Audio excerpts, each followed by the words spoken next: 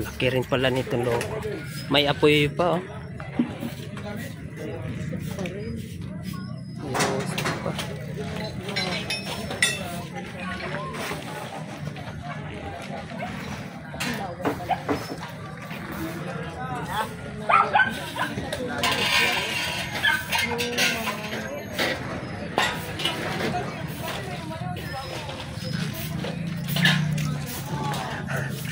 Paano naman na dito ka?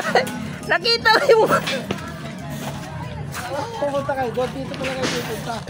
Short yung video eh, kailangan eh. Samahan mo siya doon, no? Ay, nandito pa ito! Hindi ko napansin si Bunso. Ay, Bunso.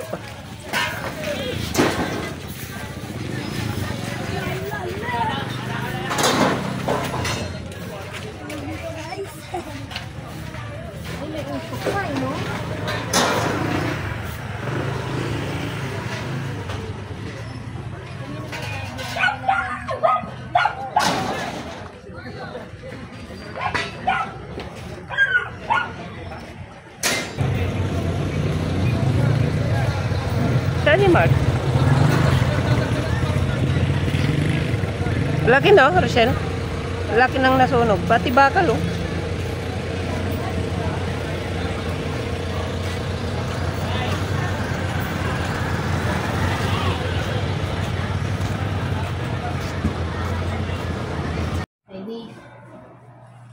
Magandang hapon po, Che.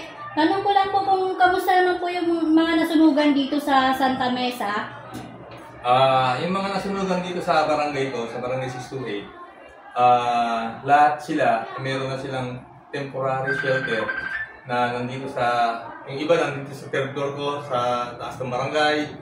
Yung iba po nandun sa Panganiban Street, may tent po ron at may mga bibinigay rin ng DSWD ng mga tent din. At saka dito po sa barangay 629, sa covered court, meron din po ako dyan na mga nasunugan na kasama ko sa barangay ko. Opo. Ano po bang dahilan ng sunog po? Ang sabi dun sa kanila, indo aircon ay parang sumabog ba? Sa sobrang init. Tapos indo bata ay iniwan ng tiyahing bayan o kapatid. Opo. Na inilak ang pinto. Oh my God. Ang pinanlak pa, yung panlak ko sa bisikleta. Kaya nung merong mag-rescue, hindi mabuksan yung pinto. Oh my God. Ilan po yung casualties po natin? 2 bata. Chairman. Yung mga estudyante po sa daycare namin dito sa barangay. Ngayon po pumunta si Yorme, nakita po namin. May message po ba kayo sa pagbisita po ni Yorme Isko Moreno Dumagoso? Ang message ko po sa ating mahal na Yorme Isko Moreno Dumagoso ay nagpapasalamat po ako ng marami at natulungan niyo po ang aking mga constituent na mga nasunugan at lalong-lalo na po sa pamilya ng namatayan, 2 bata.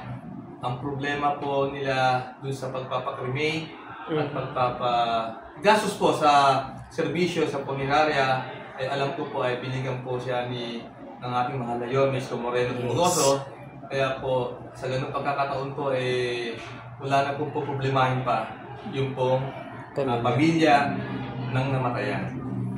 Bali, mga ilan po yung mga nasunugan po dito sa atin? Ang eksakto pong bilang ng mga pamilya na mga nasunugan po dito sa barangay ko ay nasa 215 families.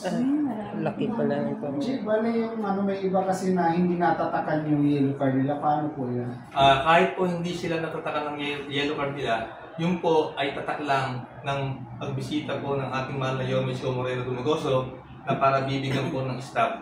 Pero nag-iwan po siya. Yung mga hindi ko natakan, binigyan din po. Maliban lang po sa isa na humabol kanina, siguro na nakita nyo, talagang hindi na po mabibigyan yun. Nakaalis na po Ano na po? Nakaalis na. Hindi na bilang po. Thank you, Che. Maraming salamat din po, mga kaibigan, at magandang hapon po. Thank you, Chairman.